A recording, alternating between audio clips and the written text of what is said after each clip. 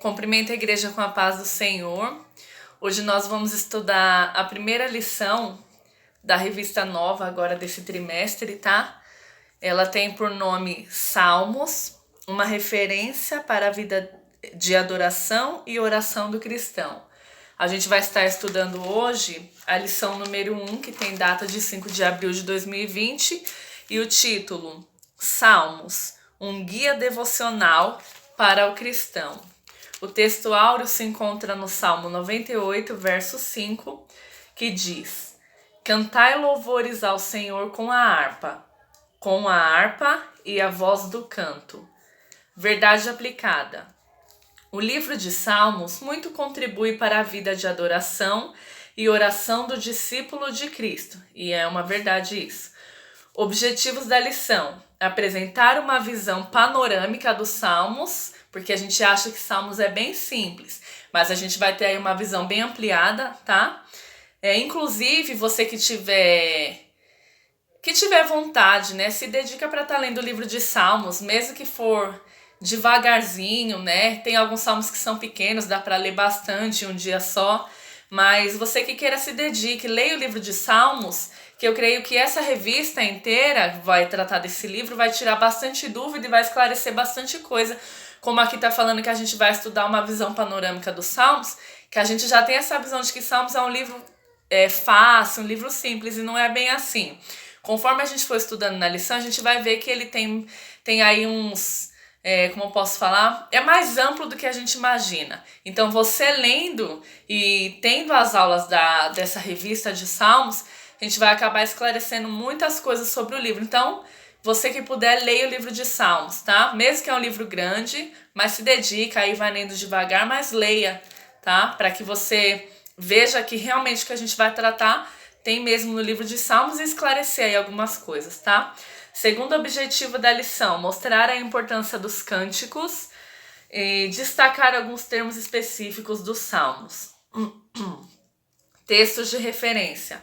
Salmo 42, verso 1. Como o cervo brama pelas correntes das águas, assim suspira a minha alma por ti, ó Deus. Salmo 44, verso 1. Ó Deus, nós ouvimos com os nossos ouvidos, e nossos pais nos têm contado os feitos que realizaste em seus dias, nos tempos da antiguidade. Salmo 45, verso 1. O meu coração ferve com palavras boas, falo do que tenho feito no tocante ao rei. A minha língua é a pena de um destro escritor. Que lindo, né? O salmista que escreveu. A minha língua, que é... O salmo é cântico, né? Então ele dizia: a minha língua é a pena de um destro escritor, né? Coisa linda. Nós vamos estar entrando agora na introdução dessa primeira lição, que diz assim: é provável que a maioria dos cristãos tenha recorrido ao livro de Salmos em algum momento da sua vida. Quem nunca recorreu ao livro de Salmos, né? Seja momento de angústia ou de alegria. A igreja tem se valido dos seus ensinamentos, portanto, é necessário conhecê-lo. Quem nunca recorreu ao livro de Salmos no momento de angústia, de aflição ou de alegria, né? Querendo agradecer, cantar louvores ao Senhor. Quem nunca recorreu ao livro de Salmos? Porque lá a gente vê, né, que tem ali momentos que os salmistas se expressam com alegria, com gratidão a Deus, lembrando dos feitos do Senhor, glorificando ao Senhor, mas tem momentos também que o salmista se encontra como aflito, angustiado, passando momentos de provação, e ali nos Salmos ele expressa esses sentimentos. Então, quem de nós nunca recorreu aos Salmos, né? Quem de nós nunca ouviu Deus falar através dos Salmos, por uma situação que a gente estava passando, e Deus consolou ali através dos Salmos, né? O tópico 1 diz: título, divisão do livro e autores. Neste tópico, o tópico 1, analisaremos o título, a divisão e os prováveis autores do livro de Salmos, tá? Que não é só de Davi, a gente vai estar vendo isso daí. Então, o título do livro Salmos. Em hebraico, a palavra Tehillim, que é como chama Salmos em hebraico, tá? Só que o significado ao pé da letra da palavra Tehillim significa louvor. E por isso podemos traduzi-lo como o livro dos louvores. Tehillim é o livro dos Salmos, tá? Então, em hebraico não é Salmos. em hebraico é Terrilim, e o significado de Terrilim é louvor. Então, Terrilim seria o livro dos louvores, e aí ficou traduzido como salmos, que são cânticos, poesias. Trata-se de composições métricas do Inário de Israel, conforme descreve Matthew Henry. Embora cantar seja bem a voz da alegria, a intenção das canções é de uma latitude muito maior, ou seja, embora a gente tenha mais facilidade de cantar em momentos de alegria, né, como até a palavra diz, quem está alegre, cante louvores, quem estiver aflito, ore, né? Mas aqui a gente vai ver que as canções não são somente de alegria, não são só em momentos de alegria. Aqui até fala, a intenção das canções é de uma latitude muito maior, auxiliar a memória dos feitos de Deus, do que o povo passou, e expressar e incentivar todos os outros afetos, bem como a alegria.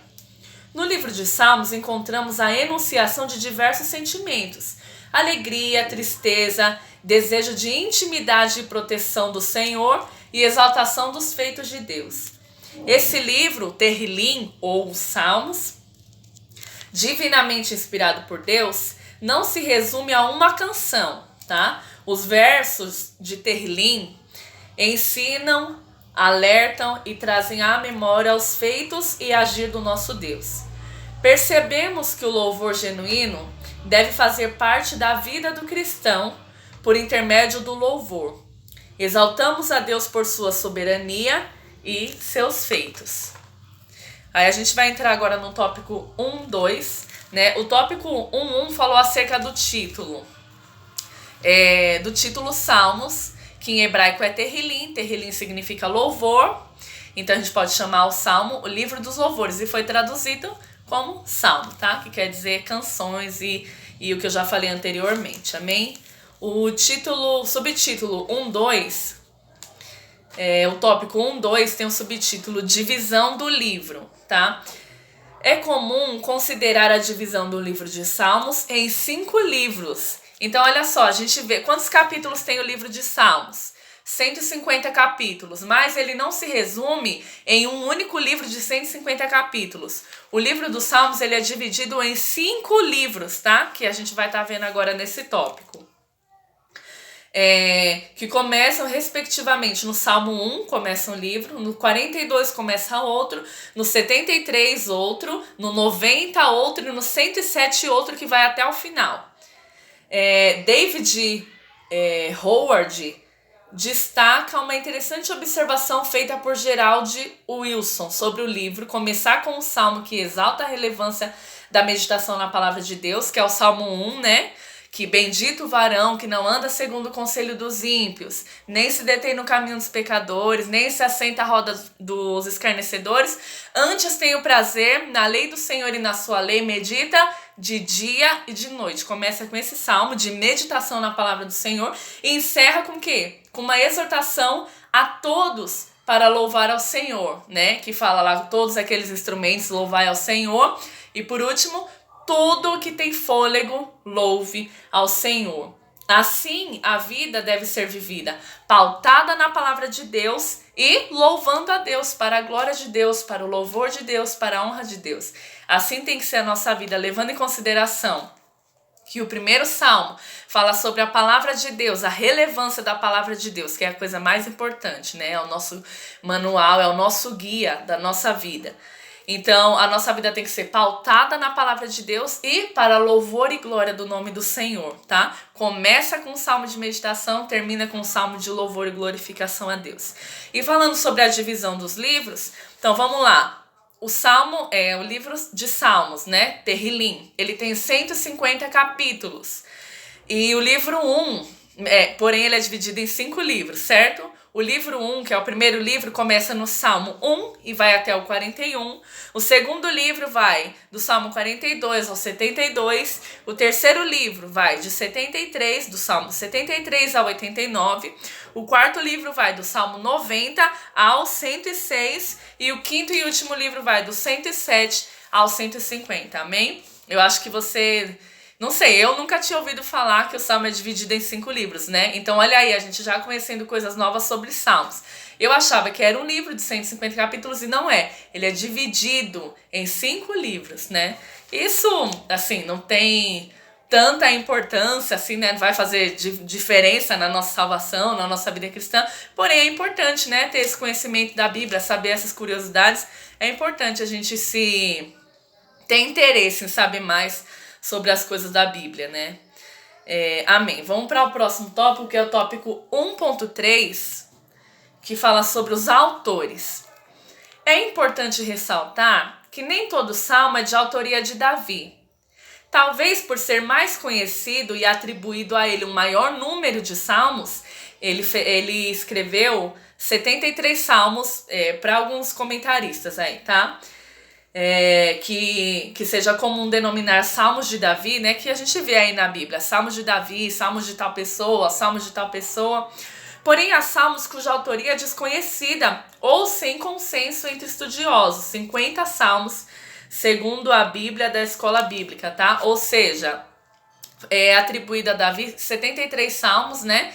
Que os estudiosos acreditam que ele escreveu, mas 50 salmos aí, no livro de salmos inteiro, entre os 150 capítulos, 50 salmos é de autoria desconhecida, não entraram no consenso, ninguém tem certeza de quem foi o autor desses 50 aí, que não tá falando aqui quais são, mas entre os 150 salmos, 50 aí, a gente não pode afirmar a autoria.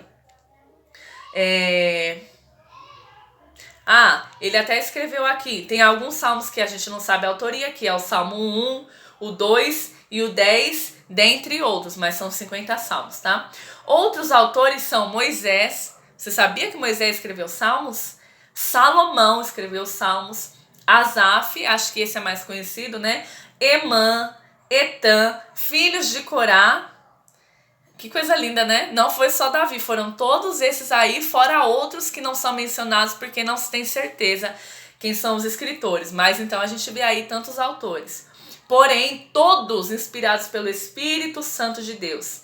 Assim, o Espírito Santo inspirou e conduziu diferentes pessoas em diversos momentos para registrar que, independente dos contextos e épocas, o Senhor Deus é digno de adoração em todo o tempo e dele somos dependentes. Ou seja, independente de quem tenha escrito os salmos, né? Que a gente viu aqui, Davi, Moisés, Salomão, Emã, Asaf, os filhos de Corá, todos esses escreveram, fora outros aí que a gente não pode confirmar, porém todos foram inspirados pelo Espírito Santo, em momentos diferentes, em épocas diferentes, mas fala muito, né, aos nossos corações. Isso a gente vê que é a inspiração do Espírito Santo. Amém? Então a gente vai agora para o tópico 2, que diz assim: principais características do livro. O livro de Salmos é classificado como literatura poética hebraica, com conteúdo caracterizado por expressões que retratam emoção, ritmo e linguagem metafórica, como comentou Esdras Bento, o que não significa que são textos fruto da imaginação humana. São escritores inspirados por Deus, como a gente acabou de falar, né? Que fizeram uso de vários recursos estilísticos para transmitir a mensagem. Ou seja, a gente agora está falando das características de Salmo. Salmo é um livro poético, é um livro cheio de canções. Inclusive, quando a gente fala das classificações dos livros da Bíblia, como por exemplo, o Pentateuco, que é Gênesis, Êxodo, Levítico, Números e Deuteronômio, como eu sempre falo. Depois vem os livros históricos e os livros poéticos. Salmos está incluso entre os livros poéticos da Bíblia, tá? Que é cheio de poesias, canções. O tópico 2.1. Antes de entrar no 2.1, é interessante aqui que o escritor do tópico 2, ele fala assim: o que não significa, embora seja canção, seja poesia, não significa que os textos são fruto da imaginação. Não, são escritores inspirados por Deus em épocas diferentes para fazerem o uso de recursos para transmitir essa mensagem aí, essas mensagens, né, tão lindas aos nossos corações. Amém. O tópico 2.1 diz: a poesia hebraica. Não apenas no livro de Salmos encontramos poesia, mas também em outros textos antigos, outros textos do Antigo Testamento, como Êxodo 15, do 1 ao 19, ali é um salmo, é uma poesia. Em Deuteronômio 32, é uma poesia. Juízes 5, do 1 ao 31, é uma poesia. Se você quiser, vai lá, recorre ao texto, leia, tire, a sua conclusão, veja realmente que é uma poesia. Então, não somente no livro dos Salmos a gente encontra poesia, como aí nesses livros que a gente está vendo também, tá? Como comentado na Bíblia de Estudo, palavra-chave. Trata-se de uma poesia diferente de nosso tempo, pois não envolve a rima de sons, mas a rima de pensamentos ou ideias. Encontramos em vários salmos a descrição de sentimentos intensos e como os escritores lidaram com os mesmos. Amém? Então se trata aí da poesia hebraica, Ele fala aqui no final que é uma poesia diferente do que a gente conhece, que as poesias aqui a gente conhece que tem que rimar, As palavras do fim rimam. E lá, não, eles preferiram mais fazer, não essa rima de sons, mas uma rima, um encontro ali de pensamentos e ideias, onde eles descrevem os seus sentimentos intensos e como eles lidaram com esses sentimentos. Amém? O tópico 2.2 diz assim: acrósticos. Eu acho que a gente já falou isso em alguma aula da escola bíblica, mas a gente vai estar tratando aqui novamente. Acrósticos. O que são acrósticos? Salmos também contém poemas acrósticos, em que o conjunto das primeiras letras de cada verso formam uma palavra ou seguem uma sequência alfabética. A título de exemplo, no Salmo 119, os versos são reunidos de 8 em 8, cujos grupos começam com uma mesma consoante. Assim, trata-se de um recurso literário que muito contribui para a memorização, a qual tinha uma grande importância, principalmente no contexto judaico no tempo antigo. Tal fato nos faz lembrar da importância de utilizarmos diferentes recursos no processo ensino-aprendizagem da palavra de Deus. Ou seja, um salmo acróstico é o Salmo 119. O que é uma poesia acróstica? É uma poesia, na verdade, isso mesmo, poemas. Vamos supor, você pega o seu nome e escreve ele na vertical. Aqui forma uma palavra, que é o seu nome. Mas com cada letra, você vai estar escrevendo um verso aí, uma frase com cada letra, sendo que na vertical tem o seu nome. Isso é acróstico, um poema acróstico, tá bom? Ou no caso de você pegar o alfabeto inteiro e com cada letra a sua frase começar, com cada letra do alfabeto. Assim é o Salmo 119. Abre aí na sua casa o Salmo 119, você vai ver. O salmista aqui, ele fez um poema acróstico com as letras do alfabeto hebraico, tá? Por exemplo, você abre aqui no primeiro, ele fez, se eu não me engano, o Salmo 119 tem ao todo deixa eu confirmar aqui,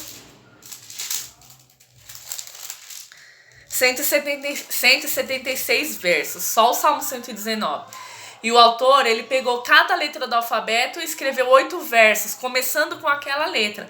Na nossa Bíblia, não sai de acordo com como ele escreveu, porque é em português. Mas em hebraico tá lá, começando cada verso com a letra respectiva do alfabeto. Por exemplo, do Salmo 1 ao Salmo 8, ele escreveu esses versos com a letra Aleph, que é a primeira letra do alfabeto hebraico.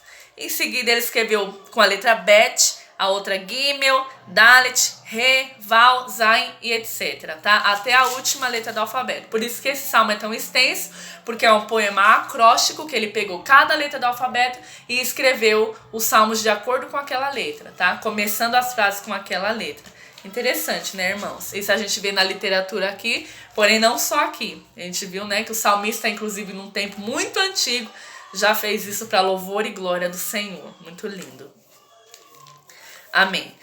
O tópico 2.3 fala refrão. Outra característica do salmo são os refrãos. Refrão é a repetição de uma frase ou fórmula. Em alguns salmos é possível perceber referida repetição com maior clareza. No Salmo 107, por exemplo, a repetição dos seguintes versos: alguns com pequenas variações. E clamaram ao Senhor na sua angústia, e Ele os livrou das suas necessidades. Ou seja, no Salmo 107 aparece a repetição dessa frase. Porque quer dizer o quê? Que é um refrão ali confirmando que é uma canção, uma poesia ao Senhor, tá? Que tem o refrão, que é a frase que aparece mais de uma vez. Inclusive, aqui não tá falando desse salmo, mas como é um salmo muito conhecido, vou pedir para você abrir aí também, no Salmo 46. Ele é muito conhecido e ele tem isso também. Ele tem refrão. Olha só, todo mundo conhece, né? O Salmo 46. Deus é o nosso refúgio e fortaleza, socorro bem presente na angústia, pelo que não temeremos. Ainda que a terra se mude, e ainda que os montes se transportem para o meio dos mares, ainda que as águas rujam e se perturbem, ainda que os montes se abalem pela sua braveza, ao rio cujas correntes alegram a cidade de Deus, o santuário das moradas do Altíssimo. Deus está no meio dela, não será abalada. Deus a ajudará ao romper de cada manhã. As nações se embraveceram, os reinos se moveram. Ele levantou a sua voz e a terra se derreteu. Aí entra o primeiro refrão. O Senhor dos exércitos está conosco. O Deus de Jacó é o nosso refúgio. Aí continua. Vinde, contemplai as obras do Senhor, que desolações tem feito na terra. Ele faz cessar as guerras até o fim da terra, quebra o arco e corta a lança, queima os carros no fogo. Aquietai-vos e sabei que eu sou Deus. Serei exaltado entre as nações, serei exaltado sobre a terra. E aí entra o refrão novamente. O Senhor dos exércitos está conosco. O Deus de Jacó é o nosso refúgio. Olha aí, um refrão num salmo bem conhecido e a gente não sabia disso, né? Por isso que é importante a gente estar lendo os salmos e estar estudando essa revista, que aí a gente vai ver bastante coisa que talvez a gente até já tinha passado por aquilo, mas não sabia. Por exemplo, eu mesmo sabia que era um refrão que tinha no Salmo 46, como também em outros salmos. E quem não conhece o Salmo 46? E ali é um refrão, onde indica com clareza que é uma canção feita ao Senhor. Amém? Tem outros salmos também, tá? O 107 que eu li, o 13, o 19, o 28. Ah, não, perdão. Do Salmo 107 ao versículo 6, o 13, o 19 e o 28, que é o refrão, tá? Deixa eu ver. Aqui não fala mais de outros salmos, mas enfim. Quando tem essa repetição, mostra aí que é o refrão, tá? Da canção. Vamos para o tópico 3. Esclarecimento de algumas expressões. Eu acho que vocês já devem ter visto aí, inclusive no Salmo 46, aqui no verso 7, no finalzinho tá escrito Selá. Isso é uma das expressões que a gente vai estar vendo agora, tá?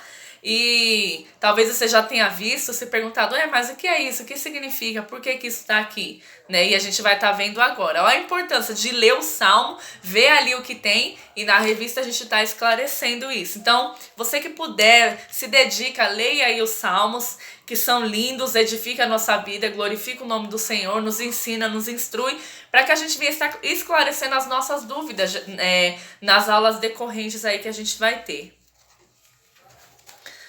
Salmo 3, esclarecimento de algumas expressões. Neste tópico, destacaremos os prováveis significados dos termos Selá, Rigaion, Mictão, Gedutum, Masquil e degraus. É importante destacar que não há um único entendimento sobre os seus significados, havendo constante debate sobre o tema. Então, olha só, é importante destacar que não há um único entendimento. Então, se você for procurar